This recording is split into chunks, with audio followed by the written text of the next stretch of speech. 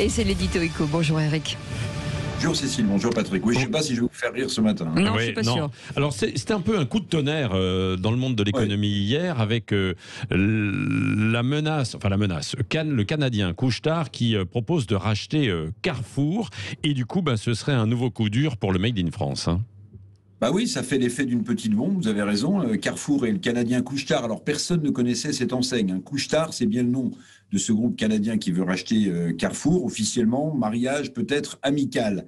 Alors ce groupe, il est totalement inconnu en France. Il a quand même 14 000 magasins dans le monde. Et il propose, écoutez bien, 16 milliards d'euros pour racheter notre enseigne tricolore Carrefour. Ce groupe canadien, si vous voulez en savoir un petit peu plus, c'est le roi des petites supérettes. Vous savez, ces petites supérettes qu'on voit aux États-Unis, au Canada, qui sont ouvertes 24 heures sur 24, où vous pouvez acheter des produits de dépannage, des produits de première nécessité.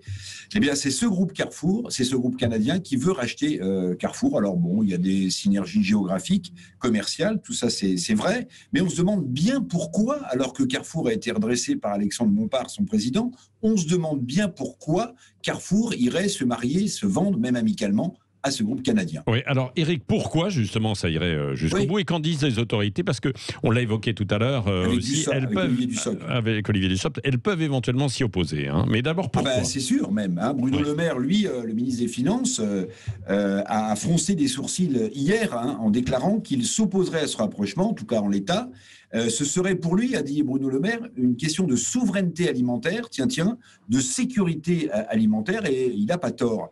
D'ailleurs, oui, si vous regardez dans le détail, la fameuse loi économique, vous savez, la loi Pacte, inclut la distribution alimentaire dans ces secteurs qui nécessite une autorisation de l'État pour tout mouvement capitalistique. Mais je vais vous dire sur le fond, combien de belles enseignes françaises, et on en a un peu marre, combien de belles enseignes françaises sont passées sous pavillon étranger. Tiens, j'ai fait une petite liste. Alstom, Péchinet, Arcelor, Alcatel, Lafarge, toutes ces marques françaises ont été englouties par le mondialisme, ont disparu. Alors le patriotisme économique dont on parle beaucoup ne doit pas être qu'un mot, mais une réalité. La crise de la Covid-19, Patrick, nous rappelle que l'indépendance en matière de produits sanitaires, que cette souveraineté, elle est essentielle aujourd'hui, et que l'indépendance alimentaire, justement, demain, ce ne sera pas des tocanes, mais bien des nécessités. Alors regardez, du côté de la bourse de Paris, le titre Carrefour, lui, il a gagné 13%, à quasiment 18 € hier.